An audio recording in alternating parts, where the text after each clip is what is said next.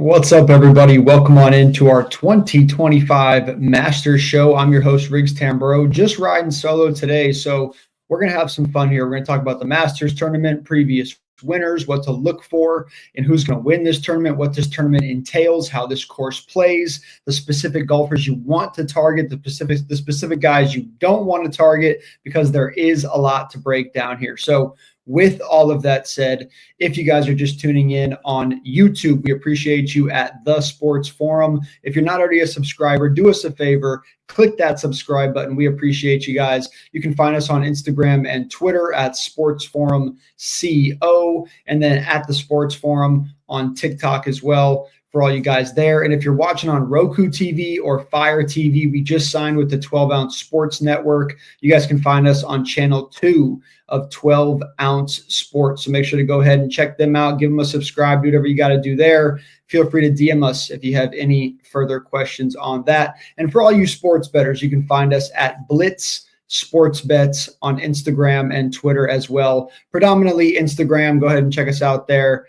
We got you guys covered on all sports bets. But once again, with no further ado, 2025 Masters, you see the three big dogs on the screen: Rory McIlroy, Scottie Scheffler, and Xander Schauffele. Now, two out of those three are the two favorites to win this tournament. Now, Xander Schauffele, he's still there. He's at number 5 right now, but he's not a top 3 guy on this board. You got John Rahm coming in the 3rd position, Colin Morikawa in the 4th position, and then Xander Schauffele from there. Bryson DeChambeau, we know this is his favorite tournament of the year. Every single year he's coming to play. Ludwig Aubert is on there. Justin Thomas, Brooks Koepka, a lot of the live guys, obviously, with this being a major, are going to be in the building, if you would, outside for this one. So once again, with no further ado, let's talk here about what to focus on in this Masters tournament, because once again, there's a lot to break down here in golf. As you guys know, there's so many different players in every single field,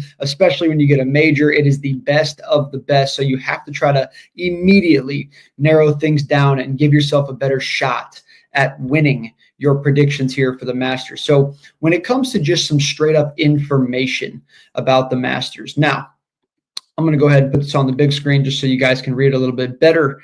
Now, the Masters, obviously one of golf's 4 major championships played on the same course every single year, arguably the most historic golf tournament in all of golf, going down there at Augusta National. If you haven't been, you got to get out there and go check that one out. But let's look at what you're going to need here at this course. Well, first of all, as you see, usually the best golfers get around this course the best. It's always kind of worked that way. In a lot of tournaments that we see, you know, there's always a couple guys you've just never heard of on the board, and you're like, what is that guy doing there? You know, it's Rory McIlroy, Scottie Scheffler, and then the next 4, you're like, huh?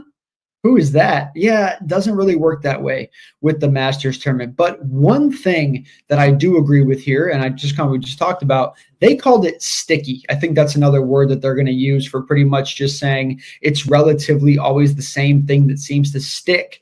And it is. It's the best golfers in the world leading the way.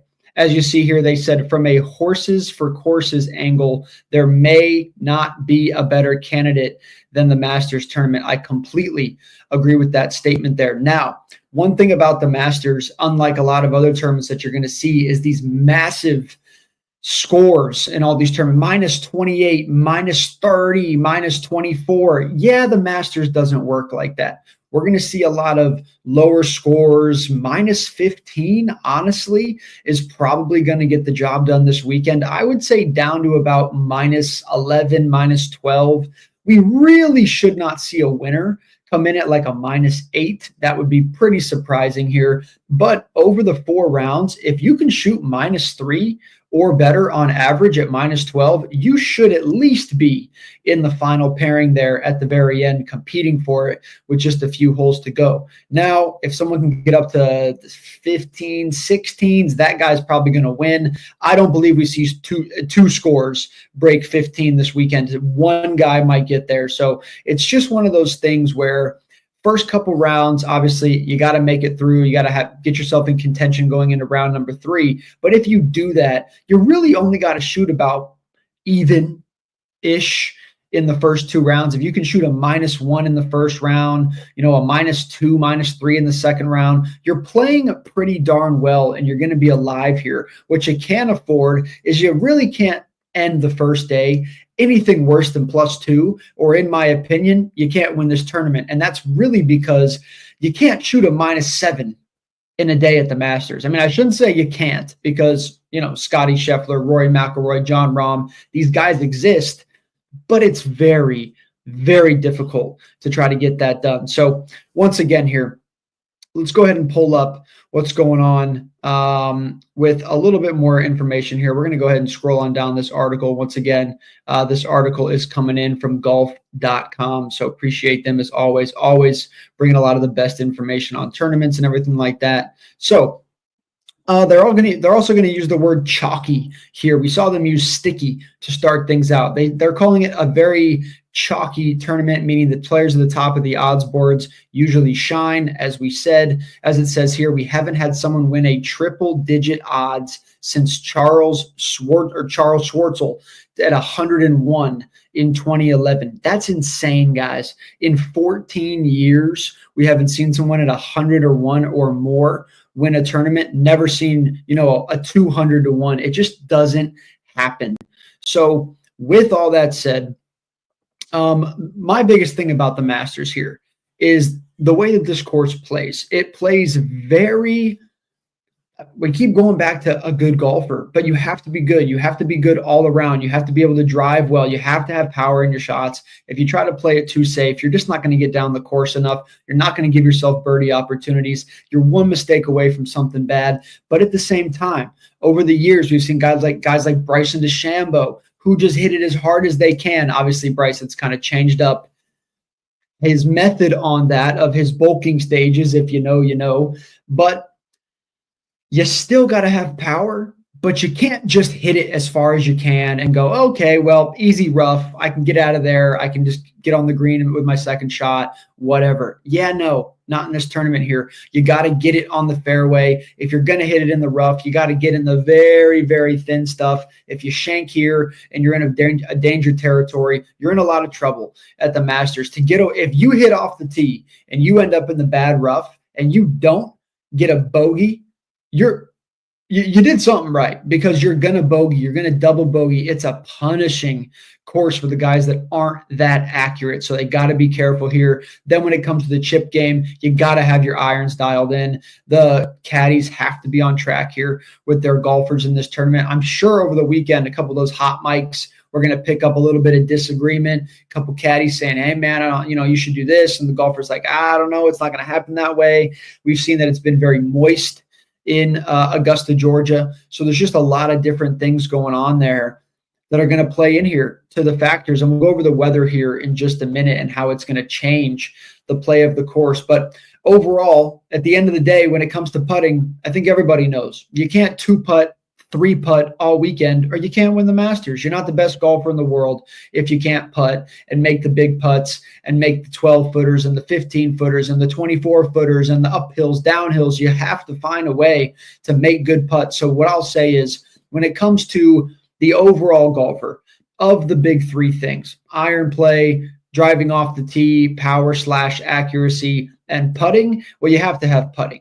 That's a number 1. Number 2, I think I'm going to go ahead and give it here to the driving, because once again, if you put yourself in a danger spot, you're cooked, man. I mean, you're just in big trouble. Iron play, once again, if you drive well and you putt well, you can have a little bit of leeway there with the irons coming out the sand, et cetera, et cetera. So once again, looking here at the weather in this tournament, we've seen over the weekend, it's been very moist early this week in Augusta. Forecast calling for low 70s, very little wind Thursday through Sunday. So that's really nice for these golfers here. The over-under right now is set at 276.5. We'll go over those numbers here in just a little bit. It's very, very similar to the previous tournament score. So they're thinking very normal conditions here. 11.5 under par is the projection. I just said 11 or 12, I think, could get this done. 11, I don't know. I mean, obviously, according to the odds, maybe that feels a little bit low to me. I think we're going to see somebody in the realm of 12 to 15 for the win. But once again, if you're at 11 with 3 holes to go, I definitely think you have a chance to win the tournament at that point. So we'll see what happens there. But once again, weather, not a major concern here. Very good for the bettors in this tournament. You don't have to all of a sudden, just go look up the wind stats and how everybody plays in the wet or the dry or the windy. So you're really getting to bank on just the best golfers in the tournament. But let's talk here about the previous winners here. And a lot of these guys are obviously playing in the tournament this weekend. Scotty Scheffler is the reigning champion. Shocker. He is the #1 golfer in the world, but he's not off to a hot start the way that he has been over the last season, especially, and even the season before that. So the door's open here. Now, he's due, so be careful, because the day you fade Scotty Scheffler, he might punish you. But as of right now, Scotty Scheffler is not playing the best golf of anybody on tour. The best golfer on tour at this very minute is Rory McIlroy. He's as hot as can be. If you guys haven't watched the Full Swing Show yet, you got to go check out the Full Swing Show, one of my favorite shows that goes down on Netflix. If you haven't seen it before, lucky you. You get 3 seasons. They just dropped season 3. Season 1 is phenomenal. It'll get you hooked. Season 2 is really awesome. And season 3 just dropped, and it's a really good one as well. So make sure to go watch that. You get a lot of insight on the golfers, learn a lot of the background, and not just as a fan, but as a sports bettor. There is some true information in that show that's very, very interesting and important. And in my opinion, you should pay attention to it. Where these guys live, their workout routines, their prepping routines, their current caddies for the year, just a lot of things that you don't just know if you don't pay attention to golf. So don't think you're going to just see the Masters, throw out a random bet, and have a great weekend. You're probably going to lose your ass. So just a little bit of advice from me to you. Do your homework for the Masters. It takes time to learn golf. But once again, looking here, Scotty Scheffler, the 2024 winner, finished at -11. Year before that, John Rambo, who is playing in this tournament, once again, the 3rd favorite on the board, -12 when he won in 2023. Scotty Scheffler won it again in 2022, -10 there for Scotty in that one. Hideki Matsuyama, 2021 at -10. And then that random crazy year in 2020 with DJ coming in there at -20. We could keep going, but I think at the end of the day, the last 5 winners are what's the most important. And I think that, the last 3 years, especially with Scotty, John, and Scotty again, Scotty obviously looking for his 3rd Masters green jacket, but a lot of other guys looking to get one as well. Rory McIlroy, once again, is the 2nd favorite on the board. You got Scotty Scheffler plus 400 right now. Rory at plus 650, John at 13-1, Colin Morikawa 17-1, Xander Schauffele 18-1. We'll go over our bets here in just a few minutes, but I told you guys 276.5 was the total listed for the over-under. Well, when Scotty won it, it was 277 last year. That was the over. When John won it, 276. That was the under. And then once again, 11.5. Same thing there. Now it's actually a flip of the script there with those 2 numbers, but you get the point. 1 year that hit, 1 year that hit, and vice versa here. Then the 2 years before that, the under hit on strokes both years, but the total hit on the over at the 276.5, hitting 278. So there's just a lot of fluctuation here to pay attention to. So a lot of different interesting stuff here. I think the odds makers have absolutely nailed the totals here, whether it's the score, the total, etc., etc. Scotty being the favorite at 4-1. It makes sense here, but 4-1 at the Masters for all tournaments, pretty crazy. I mean, this ain't the Valero Open. This is the Masters. So anyway, with all that said, guys, let's go ahead and jump into some bets here, because I know you guys are jumping in your boots wanting some bets here. So what I do want to pull up really quickly here for you is some of the experts picks. Now, this is coming from PGAtour.com, expert picks. If you guys haven't looked at these before, they really do get their experts. This isn't a a scheme or anything like that. This is some of the caddies, some ex-golfers, obviously, as you see here, some lead hosts, some fantasy hosts, some betting analysts. They give their picks here, and the PGA is kind enough to put it out there for the world to see. So you got Will Gray here. He's taking Colin Morikawa at 16-1. Now, Colin is 17-1. I'm using DraftKings today, so he's 17-1 on DraftKings. Always search your lines. Make sure you guys find top value on all of your betting lines. But once again, with that said, Colin Morikawa is the fourth favorite on the board, as he says there. He said, I'm doing it again. I can't help myself.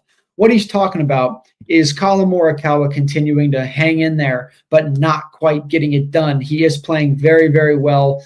I see what he's doing here. As he says, well documented. No one is hitting the ball better than Colin Morikawa this year, including Rory McIlroy, who Rory McIlroy has the best swing in all of golf. So that's saying something. Also getting progressively better on greens. To me, that's the one thing that's kind of burning Colin Morikawa this year, is just when he needs the big time putts, he's not finding them. But I do agree, he is looking a little bit better on the green. I think that's a good pick there, Colin Morikawa for Will Gray. And I really like his long shot pick here with Shane Lowry. Shane Lowry is one of my favorite long shot golfers almost on a weekly basis. Shane Lowry, a very sleepy good golfer here. He said, imagine the riots if someone from the Irish wins this week and it's not Rory McIlroy. I agree with that. Lowry does have plenty of major pedigree, as he says here. Also, at Augusta, he quietly boasts top 20 finishes in 5 of his last 6 starts on tour. He's got experience. He's playing good golf right now. He looked really good once again on the Full Swing Show.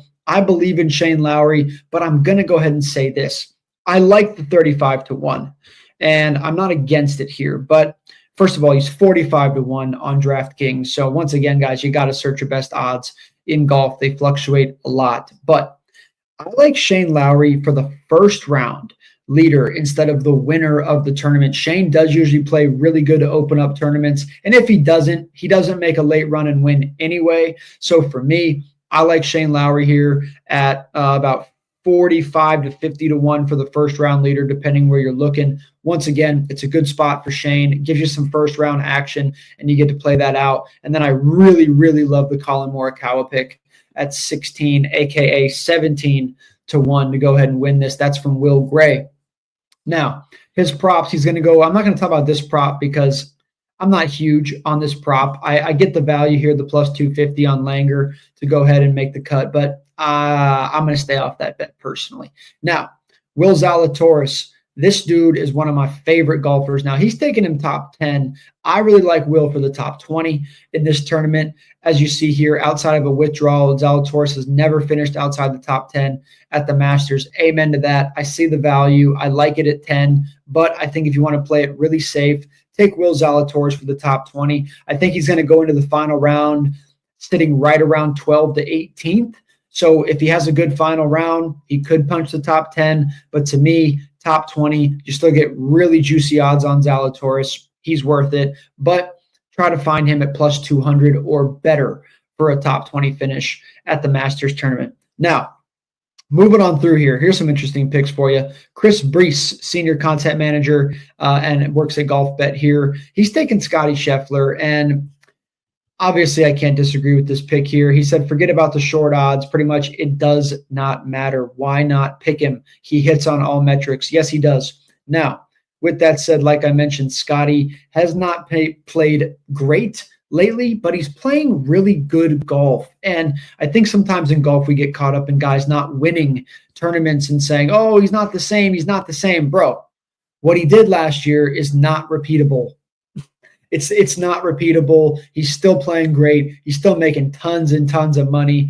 But I agree with Chris here saying, who doesn't want to pick him? You're wasting your time if you don't. I agree. I think Scotty Scheffler, if you don't put him on a ticket, you're making a mistake. Hedge all of your bets by taking Scotty to win, and you're okay. Then he's taking Will Zalatoris for the win at 55-1 odds. Now, let me see what I have him at. 65-1 odds on DraftKings. So once again, 10-1 better on DraftKings. That's huge, huge value, guys. As you see, he mentioned it there as well. Tied 6th, tied 9th.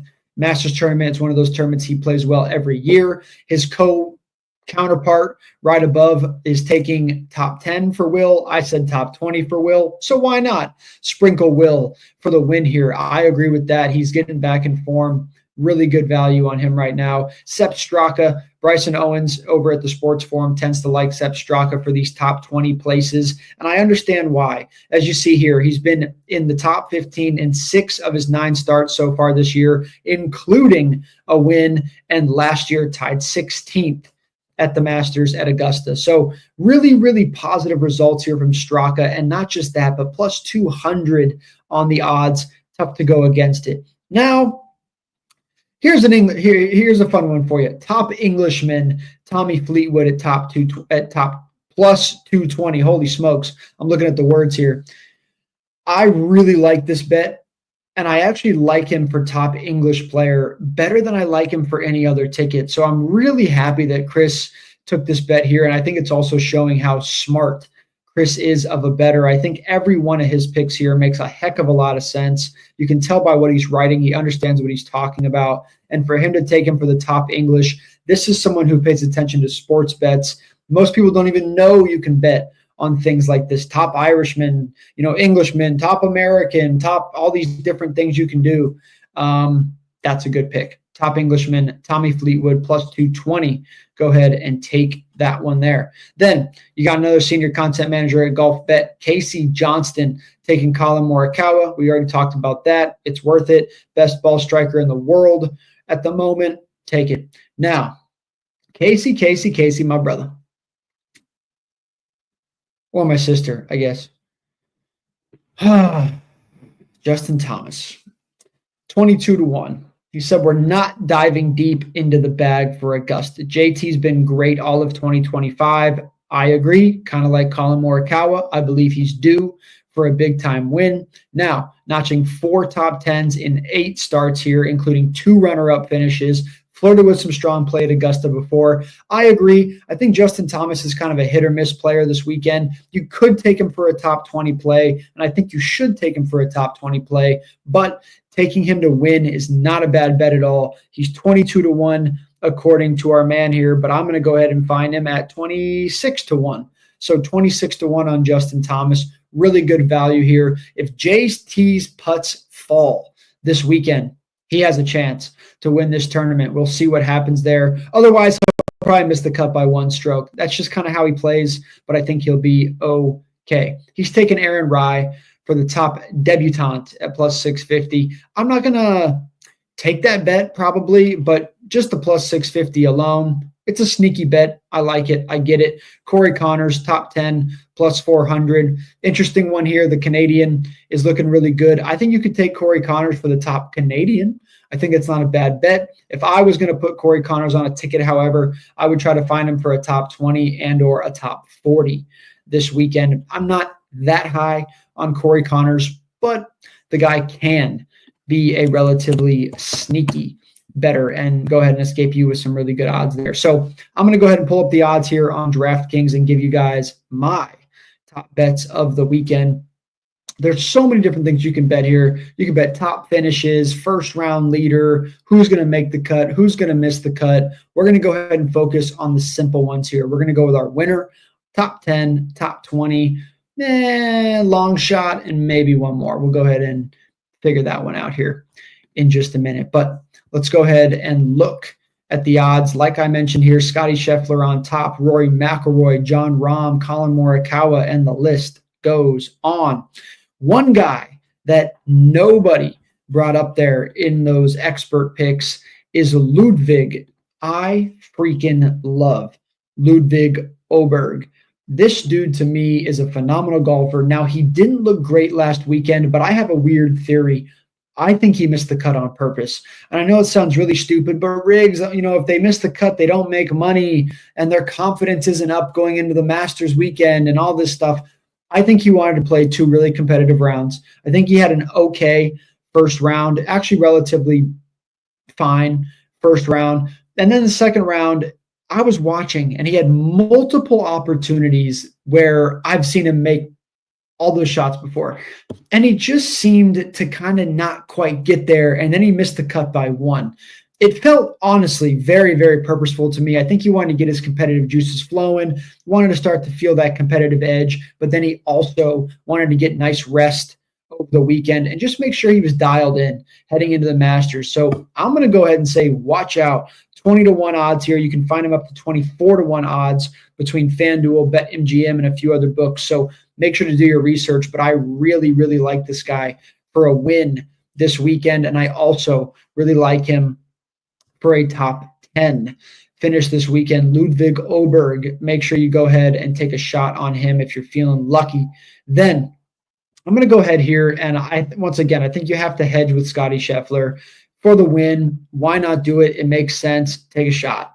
Rory McIlroy, very, very popular pick this weekend. Actually, so far, the most popular pick this weekend, and I don't blame anybody for doing that, but I think Rory's due for a little bit of regression. He's had some crazy good runs. Hard to fade a guy as hot as Rory McIlroy, but the plus 650, it's just not doing it for me, man. So I'm going to go ahead and agree with a couple of the experts, and I'm going to go Colin Morikawa here at 17-1 odds. Really good value on Colin, and once again, a top 10 finish for him makes a lot of sense. Now, let's go ahead before we get into a little bit of a deeper play here on some long shots. And I want to talk about what we're going to do with the placing in this tournament, because there's a couple guys that I really like for the top 20. And the very, very first one is going to be my guy right here. Oh, where'd he go?